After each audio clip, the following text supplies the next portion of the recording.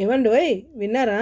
మనం ఎప్పుడు సాంబార్ గారెలు చేసుకుంటాం కదా! చాలామందికి గారెలు ఎయ్యాలంటే భయమేస్తుంది. అలాంటప్పుడు ఈ రెసిపీ ఒకసారి ట్రై అయితే చేయండి. దీనికోసం నేను మినపప్పుని 4 అవర్స్ నానబెట్టుకొని గ్రైండర్ ఏసుకున్నప్పుడు అల్లం, పచ్చిమిర్చి చేసి గ్రైండర్ ఏసుకున్నాను. తర్వాత ఇలాగ బీట్ చేసి వాటర్‌లో ఏస్తే అది తేలితే దాంట్లో ఎయిర్ ఫార్మ్ అయ్యి గారెలు మెత్తగా వస్తాయండి. ఇప్పుడు దీంట్లోకి జీలకర్ర, ఉప్పు, కరివేపాకు ఏసి బాగా బీట్ చేసుకున్నాను.